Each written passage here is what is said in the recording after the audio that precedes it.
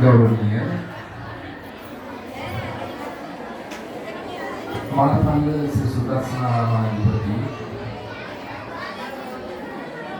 සුදර්ශන ධම්ම පාසලේ ප්‍රධානාචාර්ය මාතර හම්බන්තොට දෙපළාතේ ප්‍රධාන සංඝනායක දුරන්දර අවසරයි ආචාර්ය අගහරි කස්සප නායකයන් වහන්සේගේ අවසර ඒ වගේ මේ ස්ථානයේ වැඩ සිටින සුදර්ශන ධම්ම පාසලේ ධර්මාචාර්ය ප්‍රවේදක මහින්ද හාමුදුරුවෝ බංග්ලාදේශී ජෝතිප්‍රිය හාමුදුරුවෝ ඒ වගේ අපේ කල්යාණ මිත්‍ර ධම්මකුසල හාමුදුරුවෝ ආරම්භ සදා පූජනීය වන්දනීය උතුම් පින්වත්තු මහා සංඝරත්නයන් අවසර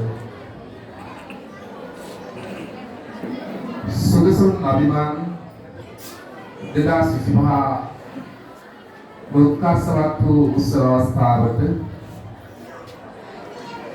ගෞරවනීය සම්භාවනීය අමුත්තන් හැටියට මේ ස්ථාන බොහෝ දෙනෙක් සම්ප්‍රාප්ත වෙලා කාල වේලාව කෙනෙක් ගතවන නිසා බොහෝ දෙනෙක් මේ ස්ථාන පිටත් වෙලා ගියා. ඒකසේ වෙලා තාමත් මේ ස්ථානයේ තුල මේ දරුවන්ගේ හැකියාවන් දක්ෂතාවයන් කුසලතාවයන් දකිමින් ඒවා විදිමින් මේ දරුවන්ට උද්‍යෝගය ලබා දෙන්න රැඳී සිටින මේ ගෞරවනීය සම්භාවනීය මුත්තන් හැමදෙනාගේම අවසරයි. ඒ වගේම සුදර්ශන දහම් පාසලේ දයාපර ආචාර්ය මණ්ඩලයේ සංවර්ධන සමිති සියලු දෙනා ආදිසි සංගමේ සුදර්ශන දහම් පාසලේ ආදරණීය දූපුතුන්ගේ ආදරණීය දේවාපියන් මේ හැමෝම අවසරයි. ඒ වගේම සුදර්ශන දහම් පාසලේ ආදරණීය දූපුතුන් අද දවසේ සුදර්ශන දහම් පාසලේ ආචාර්ය මණ්ඩලයේ හැටියට අපට නිහතමානී සතුටක් වගේම නිහතමානී ආඩම්බරයක් ඇති කර ගන්න පුළුවන් වටිනා අවස්ථාවක්. මම මේ අනුශාසනා කතාව ආරම්භ කරන්නට පෙර ආතුව තවත් බොහෝ පිරිස් මේ පිළිකාවට ඇවිල්ලා අදහස් ප්‍රකාශ කළා, කතා කළා. ඒ හැම කතාවකදීම දැක්කේ කාරණාවක් තමයි අපි සුදර්ශන දහම් පාසලේ ආලමේ දූපුතුන් ඇගීමට ලක් වෙනවා. මෙන්න මෙතන වැරදි මේක මෙහෙම වෙන්න ඕනේ කියලා ඒකතු කතාවකම කරුණක් ඉදිරිපත් කරේ. එනිසා අපේ දරුවෝ සුදර්ශන දහම් පාසල අපේක්ෂා කරන දේ හරියටම සිද්ධ කළා කියන හැඟීම නිසායි අර මට ඒ නිහතමානී සතුට ඒ නිහතමානී ආඩම්බරය භුක්ති විඳින්න පුළුවන්කම තියෙනවා. මේ හැම දෙයක්ම මේ ආකාරයෙන් සිද්ධ වෙනකොට මේ හැම කුසලතාවයක් පිළිපස්සේ සුදර්ශන දහම් පාසල කිසියම් ජයග්‍රහණයක් යම් තැනක යම් දිනක ලැබුවා නම් ඒ හැම තැනකම අපේ ජෝඩ ශක්තියක් බවට පත් වෙලා කටයුතු කළේ අන් කවුරුත් නෙවෙයි මනපල සුදර්ශනාරාමාධිපති අති ගෞරවාස්පද අග්‍රහරි කස්සප අපේ නායක හාමුදුරුවෝ. උන්වහන්සේ ඒ කරන කැපවීම තුළ තමයි අද මේ 2026 අවුරුද්ද උදා වෙන්න ඕන වෙන්න කියලා කියනවා. අපි සුදර්ශන දහම් පාසලට මේවෙනි තැනක තැනකට මේ පානිපිටි ශාසන ආරක්ෂක බල මණ්ඩලයේ පමණක් නොවේ කොළඹ දිස්ත්‍රික්කයේ තුල ගත්තා අපේ සුවිශේෂී තනක් ලබා ගන්න පුළුවන් වෙන්නේ අපේ ගෞරවනීය නායක හඳුරු කරන කැපවීම. එස අපේ නායක හඳුරන මම මුලින්ම බොහෝමත්ම පින් කියලා ප්‍රාර්ථනා කරනවා උන්වහන්සේ කරන ඒ ආදරණීය කැපවීම. මේ දරුවන් වෙනුවෙන් කරන කැපවීම. අපේ ආචාර්ය මණ්ඩලයත් එහෙමයි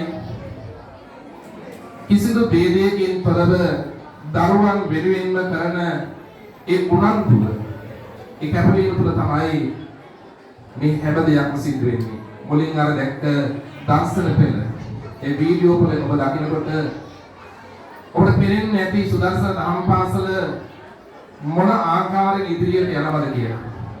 අපලාප්‍රොත්තු වෙන දරුවෙක්ගේ දැනුම විතරක් සංවර්ධනය කරන්න නොවේ.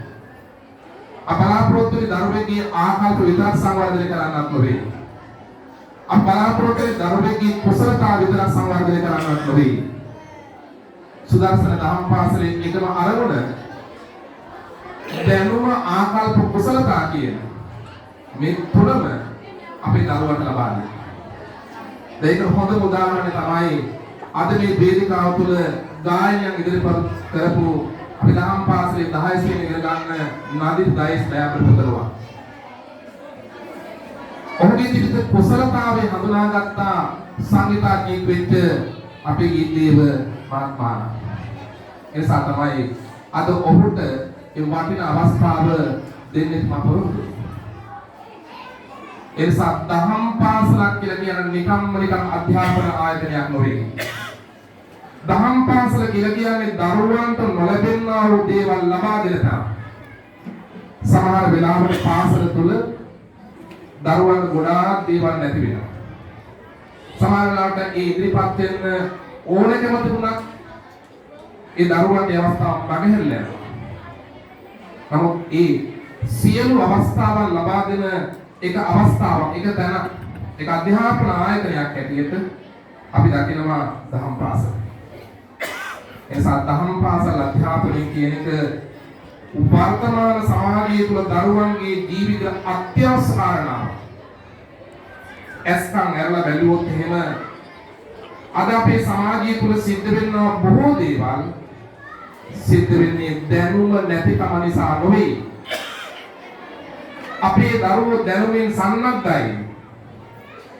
පාසල් ගිහිල්ලා අධ්‍යාපන තුළින් දැනුම ලබනවා. අමතර පන්තිවල ටියුෂන් එකට ගිහිල්ලා දැනුම ලබනවා. හැබැයි නැත්නම් මොකක්ද?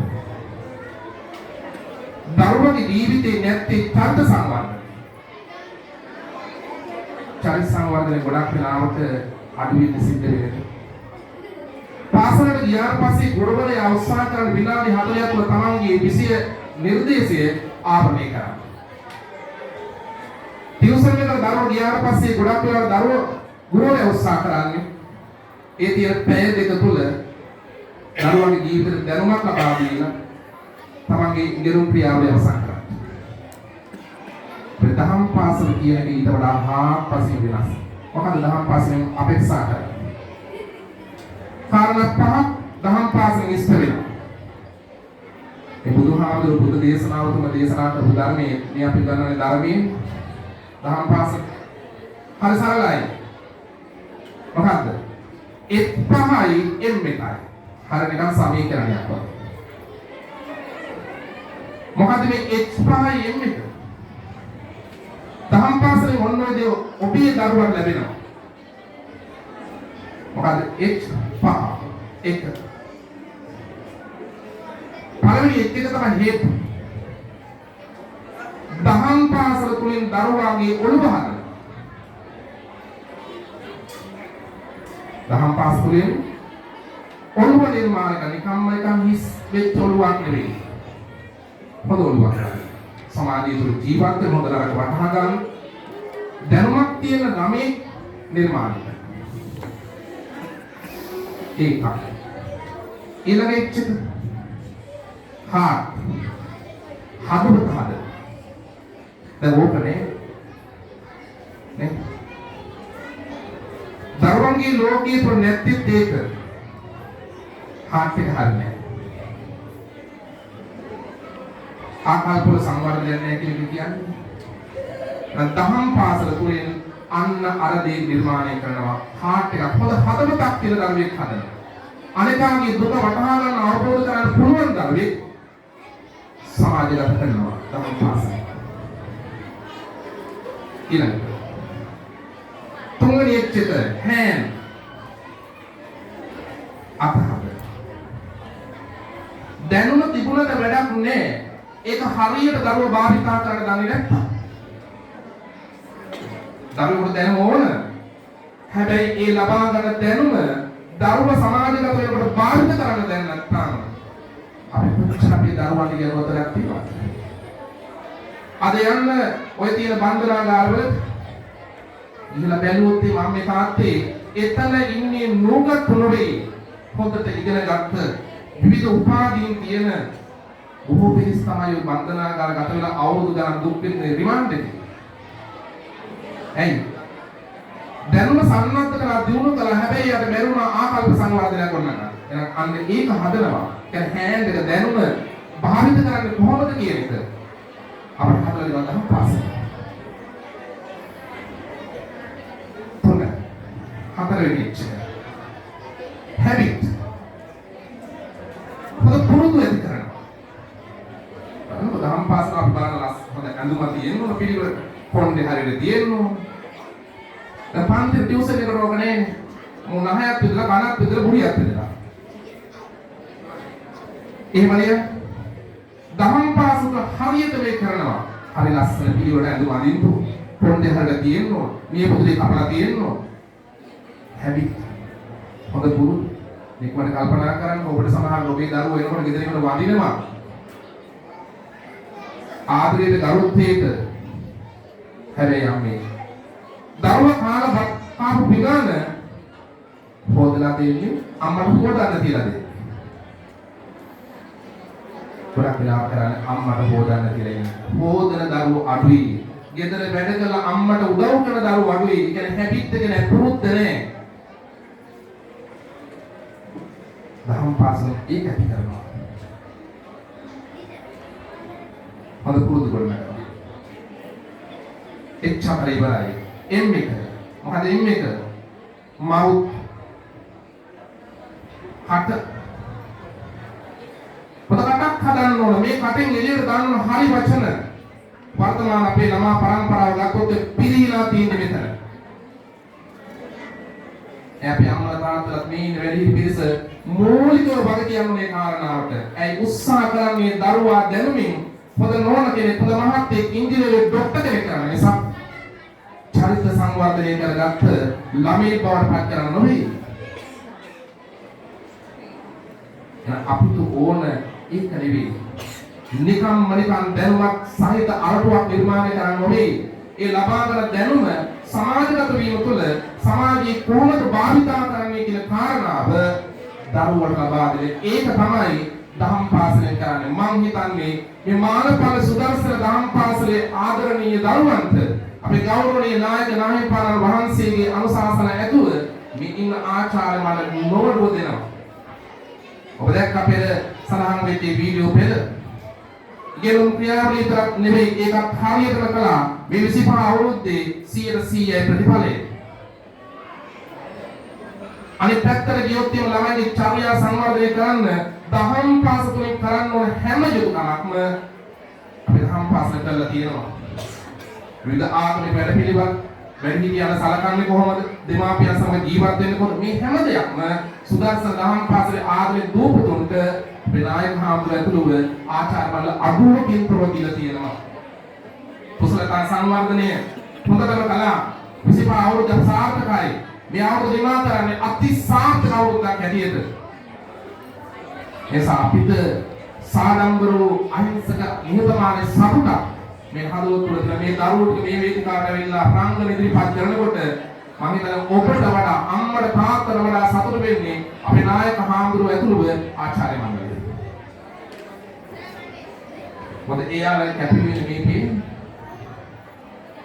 ඒ කැපවීම නිසා මම ගොඩාක් වෙනස් ආසාර කරන බලාපොරොත්තු වෙන්නේ නැහැ. මට කාරණා කීපයක් සිහිපත් කරන ඕනකම තිබුණා. මොකද මගේ ලොකුම බලාපොරොත්තුව තමයි මම හැමදාම කියන මේ අපේ සංවර්ධන සමිතිය වෙන්න පුළුවන් මහ සභාවක් වෙන්න පුළුවන් මේ මොකක් ගත්තම මගේ එකම ඉල්ලීම දරුවෝ දහම් පාසල් ඉවරයි. කන නැත්තම් කනට දෙන්නම්. අඳින්න නැත්තම් අඳින්නට දෙන්නම්. ලියන්න පොත පෑන්න නැත්තම් ඒක දෙන්නම්. අම්මේ උඩ තියෙන්නේ තාත්තේ උඩ තියෙන්නේ ඔබේ දරුවා දහම් පාසල් දෙවීම පමණයි. ඒ කාර්යය කළ දෙන්න. තවඩා දරුවෝ ඉන්නවා දහම් පාසල් නොයන මේ බුදුරු ගමේ. කොහේද කරන්නේ මේ මාළපුර සුදර්ශන දහම් පාසල වෙන්න කියන එක මේ මම කියන්නේ. කොහේ යන දරුවෝ දහම් පාසලට යවන්න හොඳ දේවල් ටික උගන්වන්න කතා කරන විදිය ඉන්න විදිය කනබල විදිය මේ හැම දෙයක්ම හරියට දෙන්න. ඒක දරුවෝ ලස්සනට අනාගතේ නිර්මාණය කර අපට අමුතුවෙන් හදන්න දෙයක් නෑ. අද හැබැයි යන විදිය දැක්කොත් එහෙම අපිට බයයි. හෙට ඔබේ දුවට ඔබේ පුතාට මොකක්ද වෙන්නේ කියන සම්බන්ධව අපිට බයයි. ඒසල් ලොකු වගකීමක් තියෙනවා. අපිට ගුරුවරුන් හැටියට, වැඩිහිටියන් හැටියට, දෙමාපියන් හැටියට හෙට ලොවට ගැළපෙන විදිහට මේ පුංචි දරුවෝ පැටවලක නිර්මාණය කිරීම. නැත්නම් උන් ටික අපට සාප කරනවා හරියදී අපිට කියා දුන්නේ නැහැ කියලා. ඒසා අවසානයේ පුළුවන් තරම් උත්සාහ කරන්න. ඔය ගෙදරින් පුංචි පැටවුගේ දහම් පාසල ඉවන්න සතියට එක දවසයි මාසෙට දවස් 4යි ඒකෙමුත් පැය 4යි අපි ඉගෙන ගන්න දහම් පාසල. එදා ටියුෂන් එකට යවන්න එපා. ඒ පුංචි වෙලාව වෙන් කරන්න මේ දහම් පාසලේ දහම් අධ්‍යාපනය නෙවෙයි ටියුෂන් ලෝකයේ දරුවා තනි කරලා ඔහුගේ ඒ දරුවගේ දුවගේ පුතාගේ මුළු අනාගතේ විනාශ කරලා අඳුර කරන්න එපා. අපි අනාගතේ හදමු. හැමෝම එකතු වුණොත් මේ පුංචි ලෝකයේ ලස්සන කරන එක එතරම්මායි. ඒ නියම කරනවා. නැවතත් ඔබේ දරුවා 2026 අවුරුදු තව කාලයකට පුංචි කාලයයි. ඒ පුංචි කාලය තුළ අපි සමහර ලබසදී නිවාඩුවේ හැබැයි නැවත දහම් පාසල ආරම්භ කරන ජනවාරි 4 එදාට අපේ දරුවෝ දහම් පාසල යනවා. ඔබේ දුව පුතා දහම් පාසල දෙවන්න අපේ පුළුවන් මේ අපේ ශක්තියේ එතකොට ඔබට ගැළපෙන ඔබේ දුව පුතා හදන්න. ඔබට ආදරය කරන දරුවෙක් විතරක් නෙවෙයි ඔබට ගරු කරන දරුවෙක් අපට හදලා දෙන්න පුළුවන්. ඒ විශ්වාසයෙන් මට අපේ නායක හාමුදුරන්ට අපේ ආචාර්ය මණ්ඩලයට අඩු කෙරතව කියනවා. එසා අපි තාත්තේ දරුවෝ දහම් පාසල දෙමු. දහම් පාසල තුලින් හැදිච්ච දරුවෝ නිසා විමානපල ගම්පිස විතරක් නෙවෙයි මේ ප්‍රදේශය තුලම නිර්මාණය කරන්නට දායකත්ව බාධනය කරන ඒ ඉල්ලීම සමග මොදනාටම සුබ වූ අනාගතයකට රාත්‍රියකට ආශිර්වාද ප්‍රාර්ථනා කරනවා. තෙරුවන් සරණයි.